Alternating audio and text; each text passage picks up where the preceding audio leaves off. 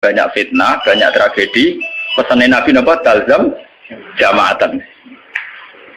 Itu dalam sebuah hadis ada yang lebih ekstrim lagi. Nabi ngendikan waman sadda finnar. Siapa yang ingin bikin kelompok sendiri, merasa benar sendiri, maka waman sadda finnar. Dia akan masuk neraka. Bismillahirrahmanirrahim. Ini kalau terangkan. Terus ini terus ngaji wingi sing teng Bukhari.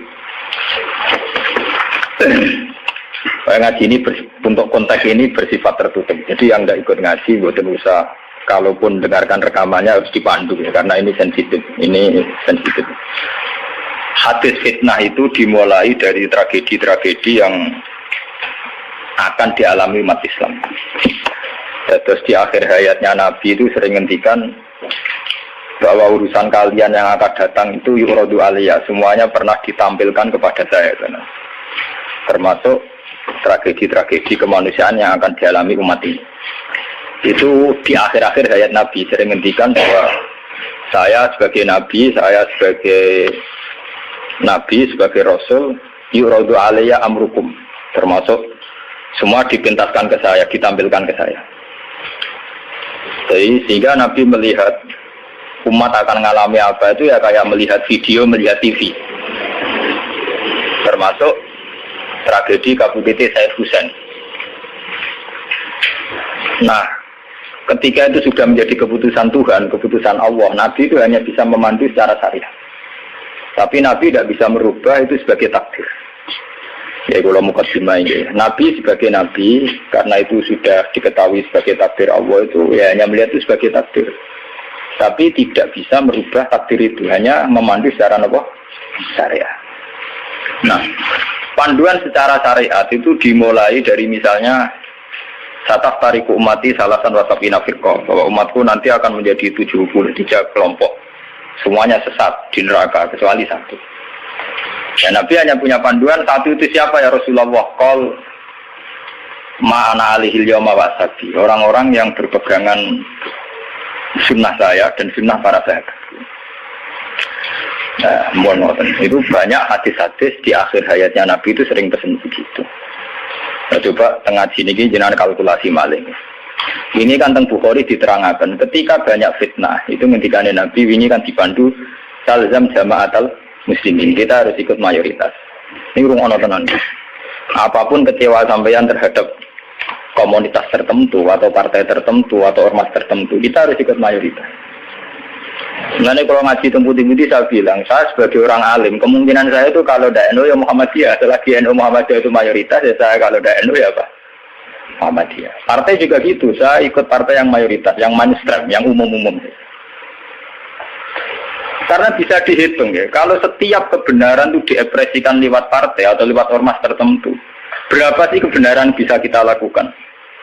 Kita tidak usah nyebut contoh ya, misalnya sampean meyakini satu kebenaran A dan B, kemudian bikin partai. Paling banter kamu sebagai manusia atau hanya bisa melakukan A dan B.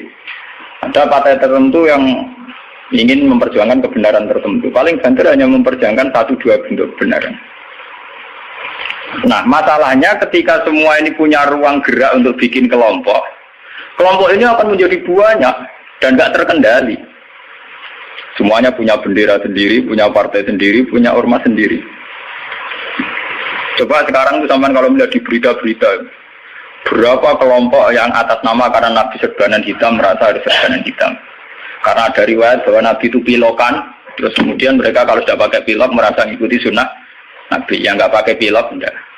Memang Nabi itu pakai semir. Dulu semua riwayat mengatakan Nabi Abu Bakar semua itu pakai semir. Ya gaul, Nabi lah itu pakai semir. Dan Nabi itu gaul pakai semir. Tapi semir yang sunat itu memang merah. Di kitab-kitab fikih semir yang sunat sama. Lagi sing nate ngaji di fikih semir itu enggak malah haram kok. Sing sunat apa? Nah, jadi misalnya dari KNO terus semirane apa ke daerah wah, gaul banget.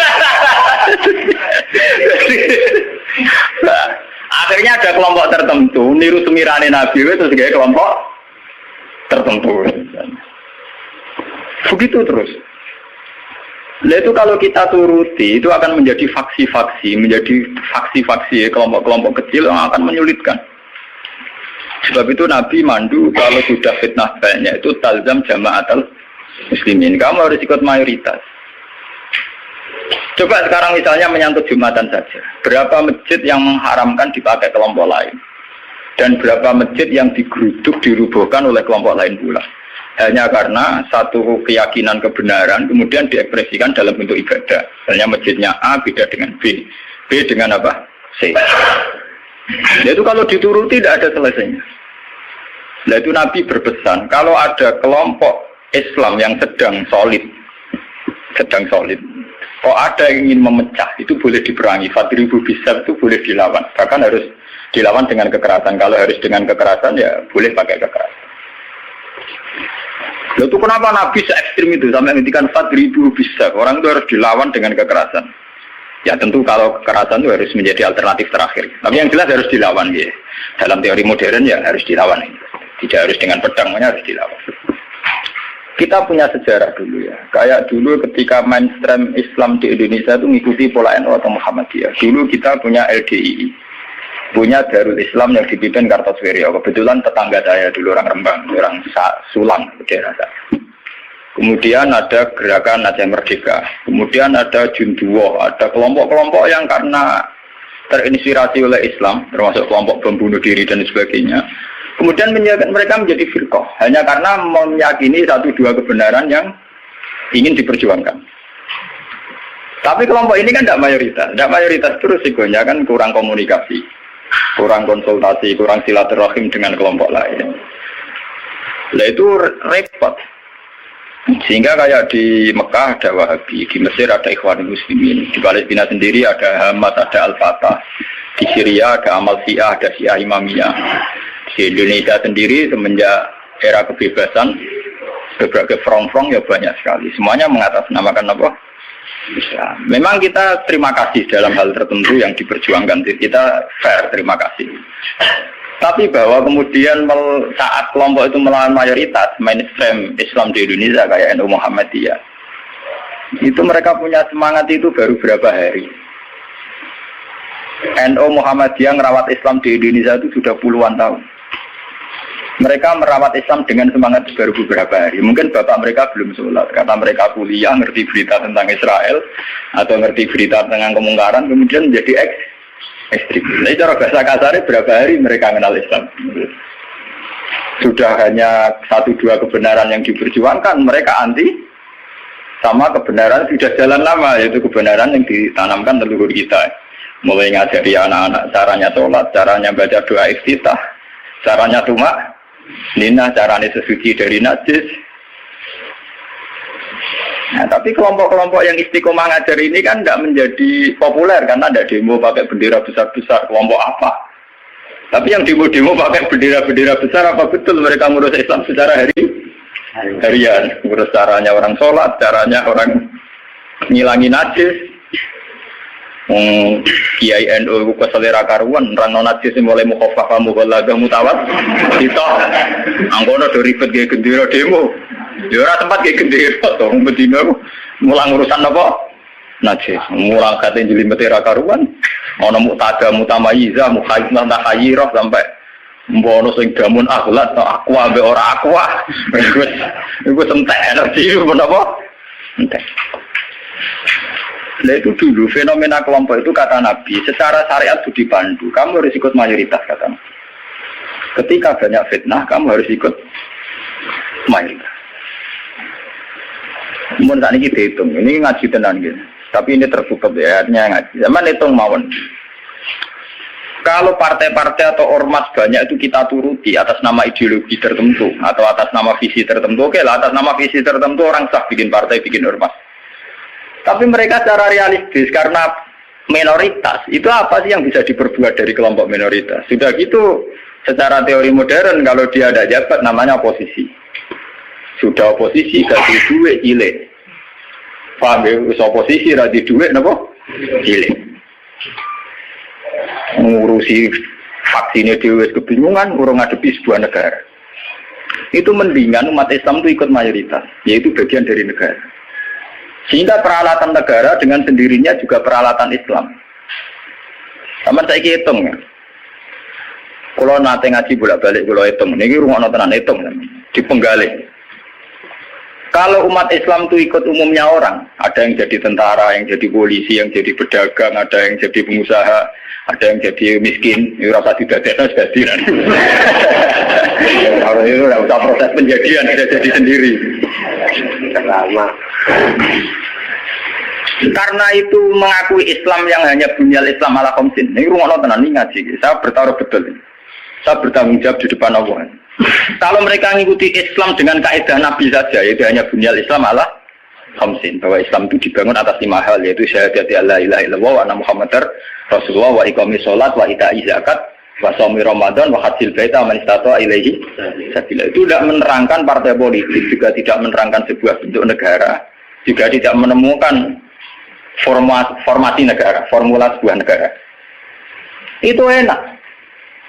Artinya enak itu misalnya kalau misalnya kayak Rukin Madun mau dibunuh orang Israel karena bagian dari bangsa Indonesia, negara wajib melindungi atas nama dia bagian bangsa Indonesia. Karena dia ngakui konstitusi negara, dia warga yang baik. Maka ketika Rukin Madun mau diculik Israel, itu negara harus melindungi dengan peralatan negara.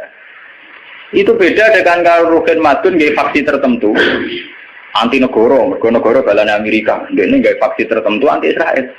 Gaya bambu runcing dewe, gawe senjata rakitan, terus digo nyerang Israel. Itu kalau diserang Israel, itu negara harus tanggung jawab. Toh kamu tetap kalah karena menarita. Kulo ini pas ngaji teng Demak, teng kanca-kanca sing derek kulo ngomong. Kita secara ideologi bersimpati ya sama kelompok-kelompok yang melawan kebatilan. Tapi kalau kelompok itu kecil dan beda dengan negara, itu resikonya negara harus tanggung jawab. Ya kan kita cerita ilmiahnya saja. Ini bukan menyalahkan siapa-siapa. Kita cerita ilmiahnya saja. Banyak faksi-faksi kecil kayak kasus di Sudan, di Khartoum, di Darfur, di Rwanda, di Kenya. Itu sama kalau melihat berita di Kenya, di mana itu yang sering ada penculiknya itu yang Somalia ya. Somalia. Kelompok-kelompok kecil ini kan bikin satu faksi yang anti negara. Terus mereka atas nama kebenaran yang diyakini bikin gerakan tertentu. Hamas juga beda dengan Al-Fatah sebagai penguasa, yaitu karena presidennya dari kelompok apa? Fatah. Itu untuk menghadapi musuh itu repot karena dia tidak dihitung sebuah negara, tapi dihitung sebuah kelompok. Tapi kalau para kiai itu ikut bagian dari negara, itu yang harus melindungi negara. Sehingga dengan sendirinya, kalau kita bagian dari negara kayak Rukin Madun ya ikut punya Kodam Brawijaya, ikut punya Kodam Diponegoro, ikut punya Pangdam Jaya.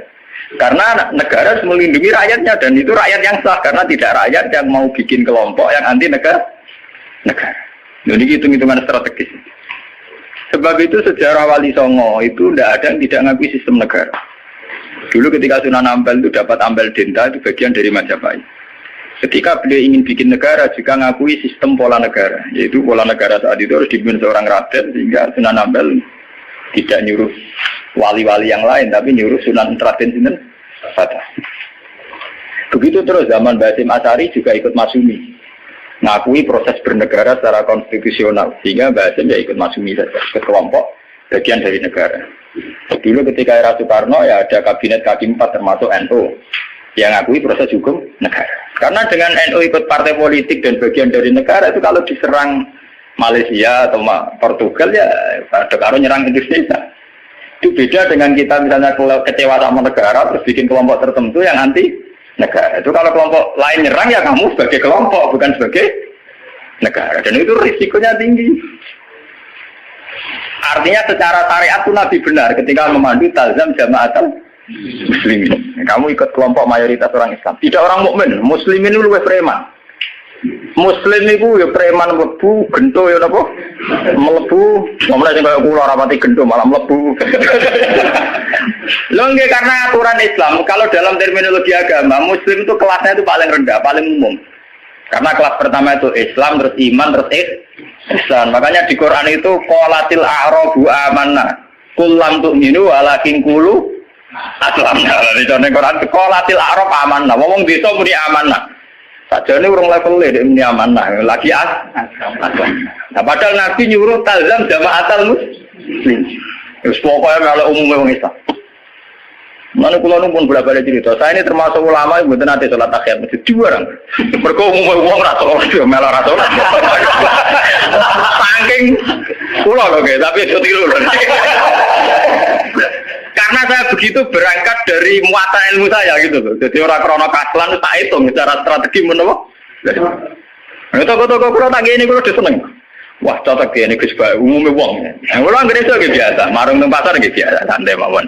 Nanti bakulnya nggih bangga. Kesuwen sering jarang mriki. Aku lho ora urusan ono